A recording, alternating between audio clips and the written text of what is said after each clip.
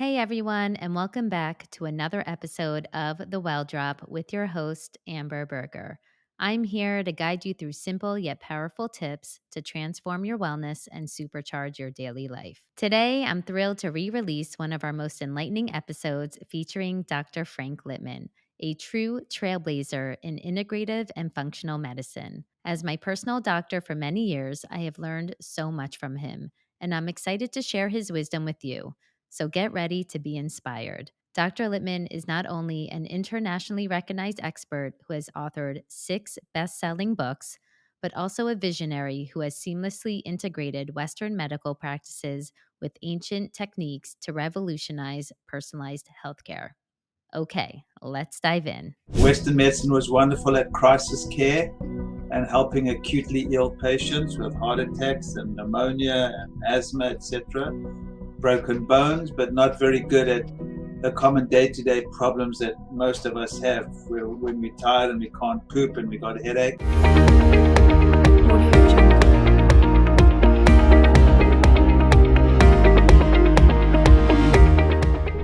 Are you looking for a simple way to enhance your health and feel years younger? You might be surprised to learn that one of the best longevity hacks is also one of the simplest by increasing your mineral intake. A staggering 97% of Americans have at least one mineral deficiency. It's not just a statistic, it's a wake up call to take action for your health. The best part is you can start transforming your health today in just 30 seconds each morning. Get ready to feel and look 10 years younger. Imagine, turn back the clock on your skin's aging, boost your brain function, enhance sleep quality, and speeding up muscle recovery, all with a simple morning routine. Beam Minerals' unique formula includes flavonoids that bind to minerals that enhance the bioavailability and ensuring rapid delivery to your cells. Visit Beam Minerals now and use our exclusive code DINA, DINA, at checkout to get 20% off your first order. Elevate your health and longevity with Beam Minerals. It's that simple. Give your body what it needs. Give yourself the gift of longevity and vitality with Beam Minerals. Your future self will thank you. Go to beamminerals.com and use code DINA for 20% off. I'm so excited to welcome Dr. Lipman today to our show. I've heard about him, Amber, from you for years, about how he's helped you, how he's educated you, how he's helped you recover from chronic condition, and all of the different ways you've implemented his advice into your daily life. Dr. Lipman, I was lucky to be introduced to him from a friend of mine at the gym, and talking about the power of your community. You should always reach out to your community when you're in need. And at the time I was in my early 20s and really struggling with chronic work stress. I was exhausted. I was just fried. And my friend recommended Dr. Frank Lipman, and I went in there not knowing anything about him or his practice. And at the time he was, doing acupuncture as well as teaching me about, the power of testing, detailed lab testing, more detailed than my regular MD did. And it really opened my eyes to a world of wellness about being curious and being a seeker. And I think I've learned so much from him, and I've evolved myself, and I've watched him evolve as a doctor as well, going from an acupuncture practice, and then he's written books about wellness, and his approach is really approachable, and it makes wellness feel accessible. And while wellness sometimes can feel overwhelming and daunting, I love how he really ties the mind, body, and spirit and takes a whole body approach. And that is really what wellness is. It is a whole body approach. And now even, that I'm in my 40s, through his books, which I've really enjoyed over COVID, about the power of, time restricted eating and how you constantly have to evolve your habits in different chapters in your life. One thing works for you in your 20s, something else will work in the 30s, and something totally different in your 40s. And I think as moms leading busy lives, we have to really lean into our evolving lifestyle that's going on and kind of shift our habits according to that. And I'm very excited to hear from him what he does in his own life to help him age well, the tools that he uses on a daily basis in his own home, and what his advice is if you have limited time or energy, what's best to implement, how best to access resources for ourselves. So I'm looking forward to hearing about that. And it's really more simple than we think. It's actually slowing down and simplify. I think those are probably the two biggest takeaways for me. The mind-body connection just means basically if you're anxious if you're not dealing with the stress, if you're not happy, if you're not being kind to others, if you're not being grateful, it's all going to affect your health. Now let's jump right into our conversation with Dr. Frank Lipman. I am so excited today on this episode. I am honored to have my personal doctor, Dr. Frank Lipman, with us today, who has played a pivotal role for me in my wellness journey. He has taught me so much about the power of acupuncture, diet, and self-care practices. Some of the most impactful learnings I've had with him since working with him in my 20s have been gut health and the power of a reset, probiotics and your microbiome, and one of my favorite discoveries, infrared saunas. Dr. Frank Lipman, it is my honor to welcome you to the show today. Thank you for being with us. It's a pleasure to be with you. Nice to see you on the other side, yeah? Yes, likewise. Sadly, not in person, but on Zoom. Dr. Lipman is a pioneer and an internationally recognized expert in integrative and functional medicine. He's the founder and director of the 1111 Wellness Center and the chief medical officer of The Well in New York City. He is a New York Times bestselling author who has written 6 books, and one of his more recent books focusing on aging well is a must-read. I actually gifted it to my mother for Mother's Day this year. Dr. Lipman, thank you for joining Dina and I today.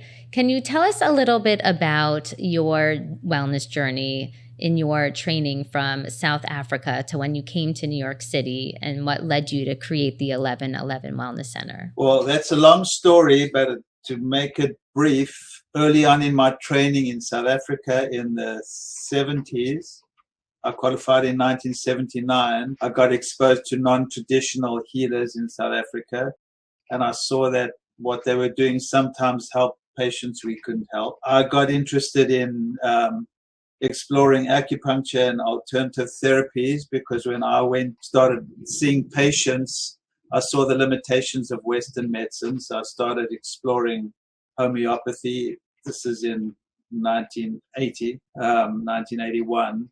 And then when I immigrated to the United States in 1983 or 84, I had to do a residency training in New York to get a license. And a few weeks into my residency training in internal medicine, I realized I just didn't want to be a doctor in America. I didn't like the way medicine was practiced. So there happened to be an acupuncture clinic in the South Bronx next to the hospital I was working at. And I went to explore acupuncture.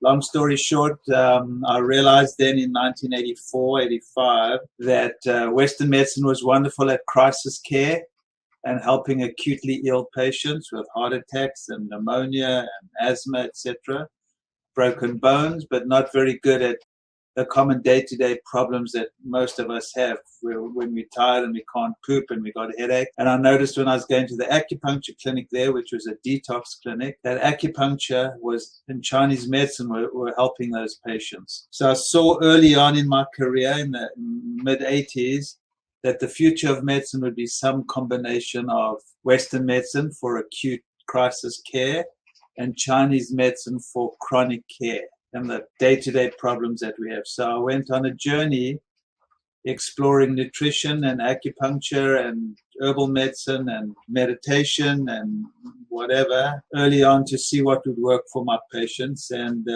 came across Jeffrey Bland in 1988 or whatever, I don't know how long, it was a long time ago, who had sort of started putting the concepts of Chinese medicine and how to create balance and improve function with Western physiology. And it was called functional medicine in those days. And I got into that and life went on and I started exploring other things and seeing what works. And that's what I've been doing for the last 30 odd years. I think it's such a great point that you bring up of how Western medicine is great at acute care, but they're not great at sort of like the everyday stressors that our bodies might go through. I actually, always discuss about leaning into your community. And in my 20s, I wasn't feeling great. I was, stressed out from work and exhausted. And it was thanks to a friend of mine at the gym who was a patient of yours. And she started looking amazing and feeling great. And I said, "What are you doing?" And she said, "I started seeing this doctor and doing acupuncture and learning so much about the microbiome and the gut." you should go to him. And that's actually how I came to you, was through a referral of a friend of mine. And you were the first person, I mean, this is almost 20 years ago now, to discuss probiotics. I never knew what that was, and discuss the microbiome. I know nowadays that's like all the rage is your microbiome, but you've been doing this for so long. And, we really like delving into people who have done the work and do the work, and you see it every day. A big question, because we are mothers ourselves and we're now in our 40s. What are, the top 3 concerns that you often see of people who come into your clinic? What is a reason that somebody should use maybe a functional or an integrative doctor? The first things to always look at is your lifestyle, what you're putting into your body, what you're putting into your mind, how you're dealing with stress, how you're sleeping, how you're moving your body. I mean, those are all always the basics you look at first. Is, how is your body responding to the stresses in your life? How are you eating? What are you deficient in? Do you need supplements? Are you exercising enough? Are you exercising too much? Do you have a good support system? Do you have love in your life? Are you happy in your relationships? So they're all the basic things that we tend to forget about, I think. Are you bitter? Are you grateful? Are you kind to yourself, to others? So those are the basic things that we tend not to think are important, and those are probably more important than all the other things that people sort of go towards. Doctor, can you elaborate a little bit on what you're alluding to, which is the mind-body connection? It's something I'm so fascinated in, and how our mental and emotional state influences our physical state and vice versa. Because you're saying there's all of these things that you address when people come into your practice. If you're not addressing them, what kind of impact does that have on your body? Yeah, I mean, to me, the mind body is the same thing. There's no difference between your mind and it's all one thing. And what goes on in your mind is going to affect your body. What happens in your body is going to affect your mind. So to me, it's just another part of the body. So the mind body connection just means basically, if you're anxious, if you're not dealing with the stress, if you're not happy, if you're not being kind to others, if you're not being grateful, it's all going to affect your health. And especially as we get older, especially you guys now, I'm much older than both of you, but you're getting to an age where all these things affect your life. So you can't ignore these, what I call intangibles, or what's going on in your mind, or the emotional aspects of your health. You can't assume that they're not affecting your physical health. They're just as important to your physical health as if you're exercising every day. So I think it's just important to be aware of that. And as you get into your 40s, your body doesn't function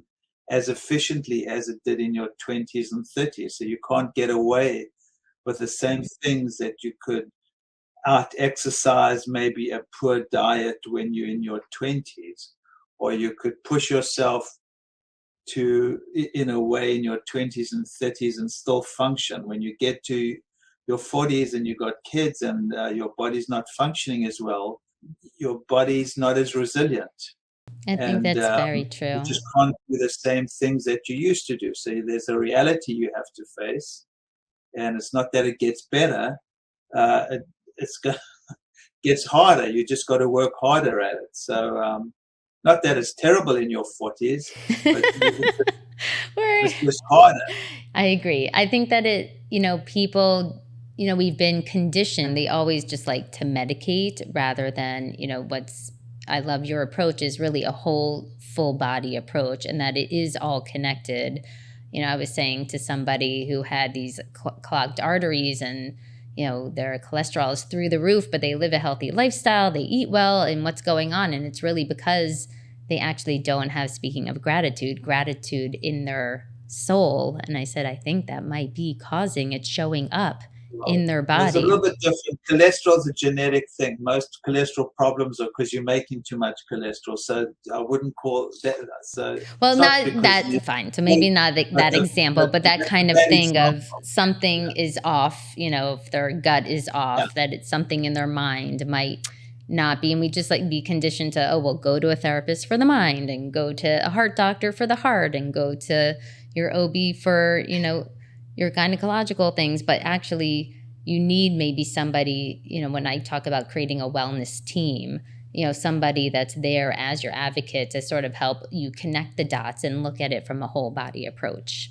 Yeah, and sometimes you need drugs. Yeah. Sometimes you need cholesterol lowering drugs. Sometimes you need whatever it is. I'm not against drugs. I'm just for drugs being used appropriately. But I Same. think you need to use all the above. So there's a place for Western medicine, and if someone's arteries are clogged, there's stents to put in, which can be helpful.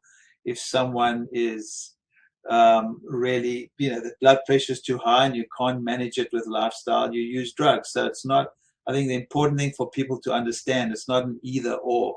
It's how do we use the best of medicine and the best of lifestyle and the best of supplements and the best of biohacking, etc., and you come up with Your game what I plan. just call good medicine. Yes, we agree, actually. It's interesting also in terms of talking about one body and different ailments. I recently was learning about how sugar can really influence anxiety and ADHD in children. And we were talking about how what you put in your head obviously affects the rest of your body, but also vice versa. What you're putting into your stomach and your gut will influence your mental state as well.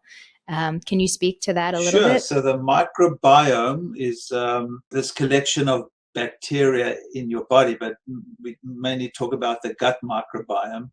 And there are more bugs in your gut than there are cells in your body. And, the gut is not only has this collection of all these bugs, but it's also called, the second nervous system. So that you all the neurotransmitters, the brain chemicals, we always talk about serotonin that are made in your brain are actually made in your gut. There's more serotonin made in your gut than made in your brain. So all those neurotransmitters that we associate with the brain and depression and anxiety are actually made in the gut too. And there's a direct highway between the gut and the brain. So what's going on in your brain is going to affect your gut, and what's going on in your gut is going to affect your brain. So this is, you were talking about the mind-body connection. It's all one body. There isn't a real direct connection between the gut and the brain. So many people come into me with anxiety or depression, and you treat the gut, and the anxiety and depression get better. And that's, because of this. So where do you stand regarding probiotics? What is your thoughts on it? and my stance has changed over the years. I tend to use prebiotics more than probiotics. So probiotics are theoretically great. The problem is everyone's microbiome is so different, and the probiotics that will work for one person, for what works for Dina may not work for Amber, or may not work for me. So it's literally a crapshoot when you're using probiotics. I'm not against probiotics. It's just very difficult to pair the right probiotic with the right microbiome. Whereas prebiotics are, in a way, a little bit of an easier solution, because the prebiotics will feed. The prebiotics are the fertilizer for the good bacteria, the probiotics. So I tend to use prebiotics more now than probiotics. Can you help us how to access prebiotics? Is it a supplement? Is it in foods? How would people? The prebiotics, as a general rule, are the fiber that we as humans don't digest. So when you eat vegetables, and you eat the stalks and the stems of the vegetables, the stuff that we usually throw away, your body doesn't digest them. So it gets down to the bacteria, and that's actually what feeds the bacteria. So if you want to get it in food, stalks and stems are the easiest way of getting it, but you can get it in resistant starch, green bananas. But foods basically that we do not digest, fiber that our body doesn't digest as human, gets down to the bacteria and feeds those bacteria. But ideally you want to get it in food, but there are lots of supplements now where you can get prebiotics. Inulin, resistant starch is the one I tend to use a lot. But there are supplement formulas that actually have a lot of prebiotics, and some have prebiotics and probiotics. But I generally now use more prebiotics than probiotics for gut problems. Since your practice is rooted in acupuncture, and for someone who... Not anymore. I don't do acupuncture anymore. Oh, you don't do or back? Well, since COVID, I just do nutrition and longevity medicine and consults. I have an acupuncturist. So if somebody were to be curious about acupuncture, how could you utilize that as a means of overall body balancing mechanism? Yeah, I mean, acupuncture is just a way of optimizing function. I mean, the whole idea of functional medicine is to optimize function. So we try to optimize functioning of the gut, of the nervous system, of the brain, whatever it is. You use nootropics, let's say, to optimize brain function. You can use prebiotics or even herbal antimicrobials to optimize gut function. Acupuncture is just a general way of optimizing function in the body. The only problem with acupuncture is you have to go to someone. I'm more interested in how do you help people do something without having to go to a practitioner. But I'm a big fan of acupuncture. Obviously, I did it for 30 odd years. And I think it's wonderful. But I just see acupuncture as a way of optimizing, in particular, the musculoskeletal system, but generally also the nervous system, the hormonal Doctor, system. You said something so interesting to me is how can we do things at home where we don't have to go to practitioners? And I'm so curious, what are some of your daily rituals that you implement for your own wellness at home? So I am a big fan of, well, as we get older, I think you guys are getting to the age where it's probably good for you too. You may not be there yet, but I'm a big fan of time-restricted eating. So I usually have my first meal at 11 or 12 o'clock, and I usually finish eating by 7 o'clock. So I try to eat all my calories within a sort of an 8-hour time period. It's what we call hormetic stress. It's a good stress on the body. And that good stress on the body triggers a mechanism in the body called autophagy, which is a cleansing mechanism in the body. So as you get older, the mechanism of autophagy decreases, or the functioning of autophagy decreases as we get older. So restricting your calories into a time period, or fasting or not eating for a good 14, 16 hours is actually really healthy for the body.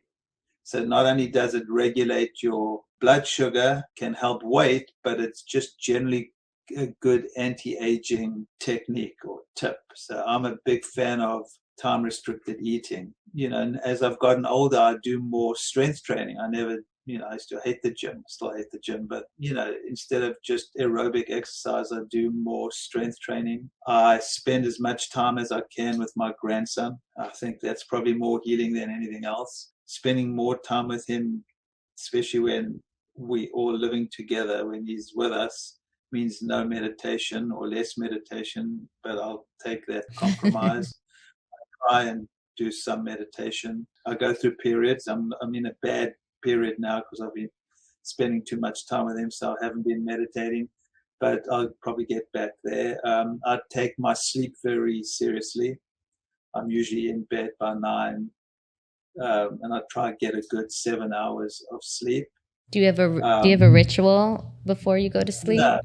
You just ensure you go to bed at a certain time. Yeah, I don't really have I mean, I'm not against rituals. I just, try to go to bed early. Try not to eat crap. I tend to eat a low-carb diet. Since I found out my genetics, I do a lot of genetic testing. I eat a low saturated fat and low-carb diet. I was never against saturated fats until I found out my genetic predisposition. So I've changed my diet, but I'm not saying saturated fats are bad for everyone, but for my particular genes, they are.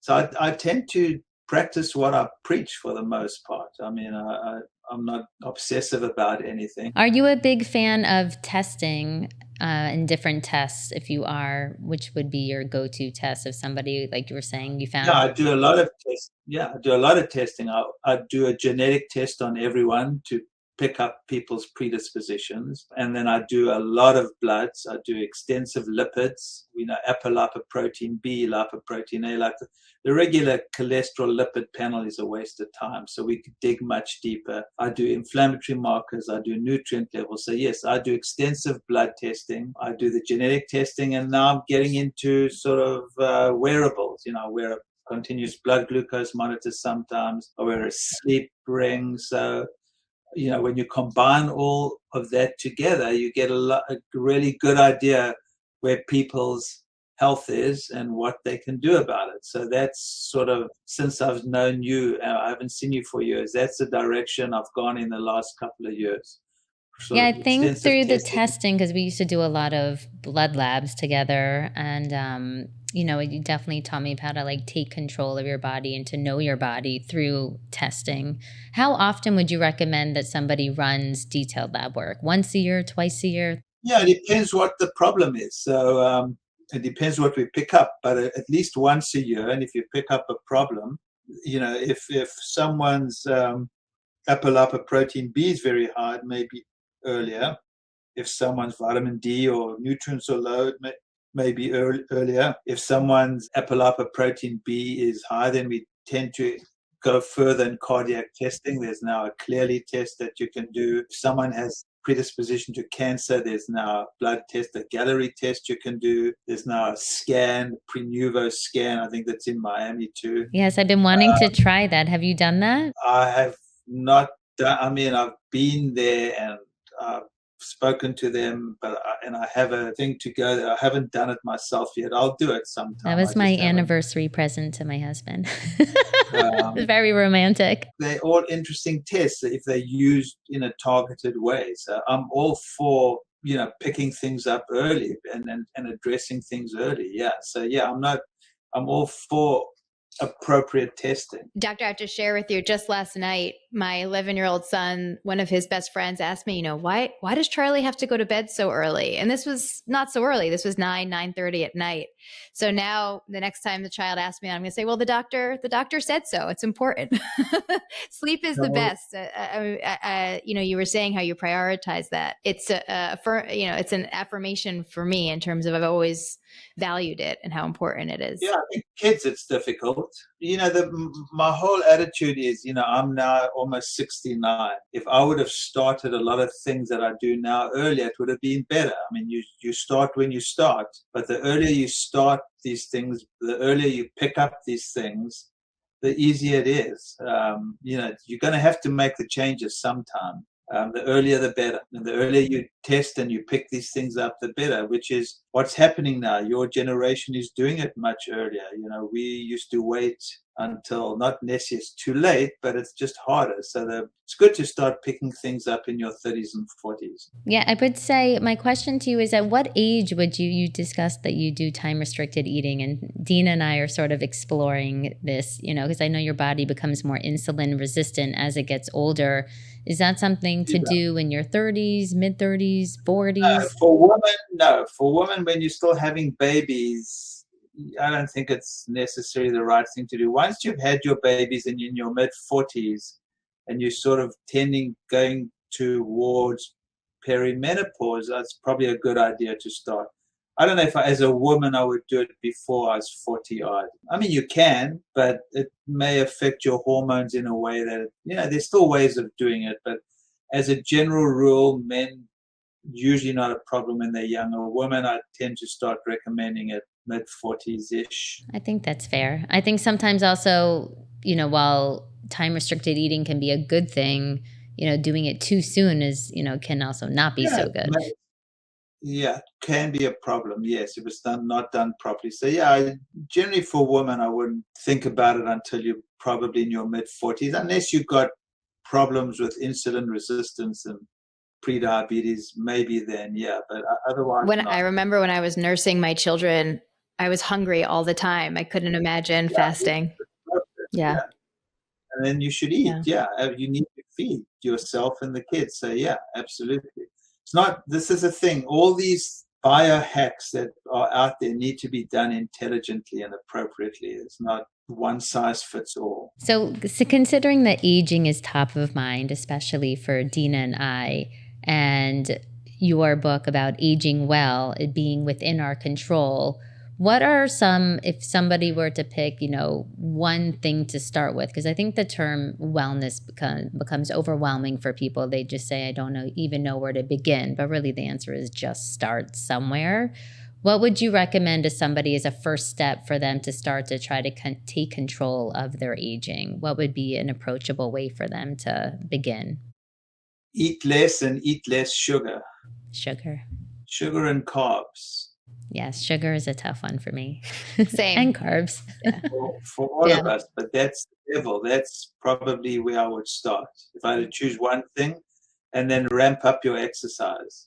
If you're exercising a lot, then don't worry about it. But if you're not, then I would ramp up the exercise. Yeah, it's interesting. Also, you mentioned that you've gotten more into strength training. I actually strength trained this morning, and I do not love it. I forced myself to do it, and I'm starting now that I'm in my 40s to make myself actually do it.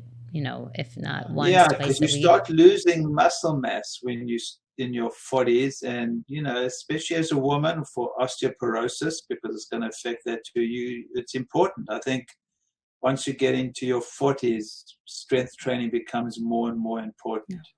I've started as well. I actually really enjoy it, and I never did it when I'm in my 30s. But it's a beautiful thing to feel strong. Yeah, I like it too. I used to hate it. I resisted it for so long. Now I actually like the way it makes me feel. I'm still lazy, but I do like it. Yeah.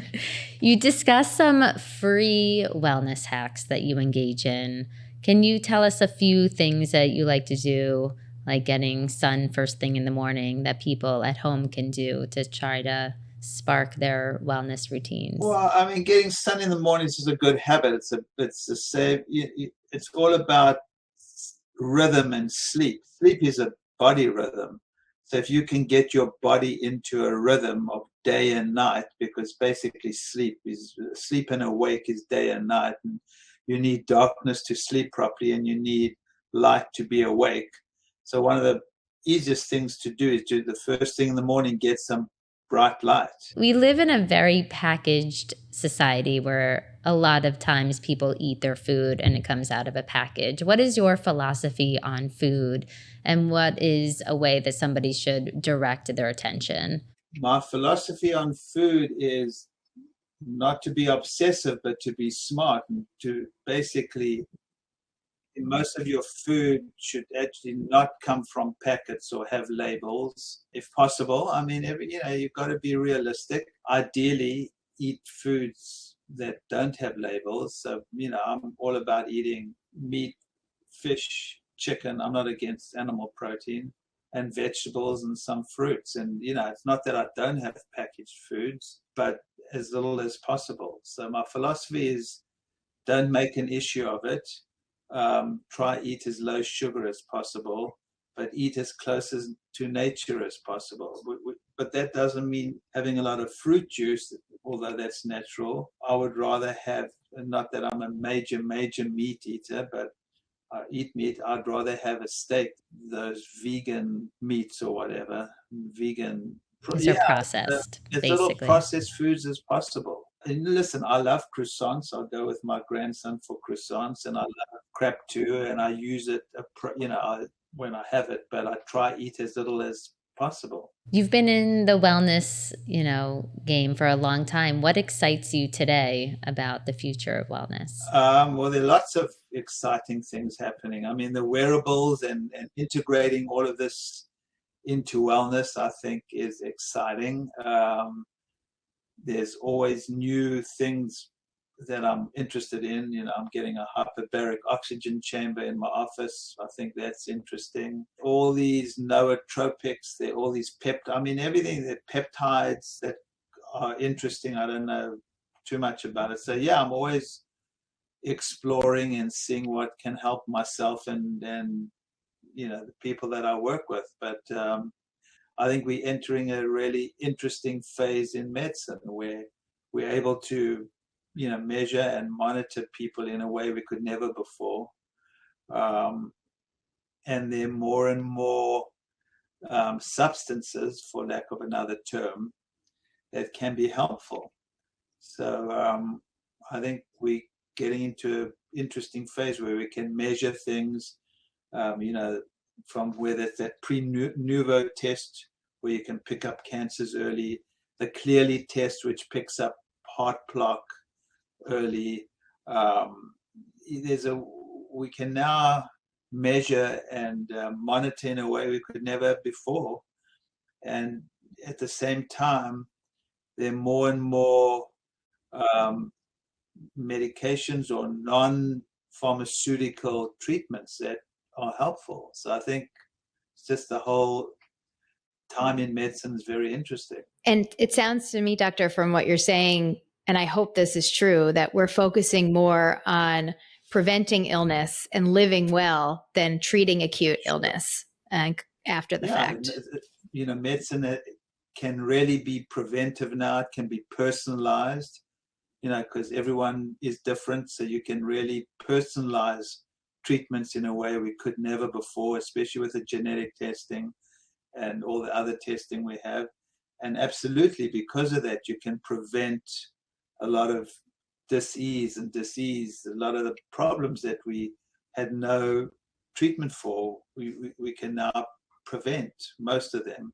So yeah, it's very exciting. Yes, I always say you are your own best science experiment. Yeah. I think that, collecting the data through testing is a great way to really learn about your body, and that it's never too early to start. I think it's great to start in your 20s to know your baseline maybe for hormones, so that in your 40s you have a sense, do it 20s, 30s, 40s, to know, is my estrogen higher or lower? Like, what is my baseline, right? Create the baseline, I guess, through the testing. And there's so much out there now. And it is an exciting time. Like you said, there's so much available today than there was back in the day to be able to catch something sooner than, waiting down the road and having a surprise. Yeah, I mean, I've been doing this a long time, and I've just seen how it's evolved. And I think we had a very, very exciting time. Same as in the 80s, I saw the future of medicine was combining, Eastern and Western medicine, which evolved so much over the last 30, 40 years. Now we're at a time where you can really personalize treatments and prevent most diseases. But as you say, you need to, the earlier you start, the better. It's never too late, but the earlier you start, the better. I'm going to tell my 14-year-old that. So Right, I guess it's never too late also. I think some people feel like, I have never done it, like why even bother? But I like that you say it is never too late to start and to feel great and to age well, and you want to feel good doing it, right? We're all going to get older, so it's a matter of how are you going to approach that. Thank you so much, Dr. Lipman, for being with us on this episode today of The Well Drop, Own Your Wellness. Your insights make wellness feel really approachable, and I advise anyone to check out his books. They're a really easy read and give you a great foundation on how to make yourself feel your best. Okay, thanks, God. Thank you. Thank you so much, Thank Doctor. you so much. So good to see you, Dr. Lipman. Nice to meet you. Thank you. Thank you so much for listening to this episode of The Well Drop, Own Your Wellness. Please subscribe to The Well Drop on Apple Podcast, Spotify, Amazon Music, Google Podcast, or wherever you listen to your podcast. Share with a friend who we can help too. Follow us on social media at The Well Drop.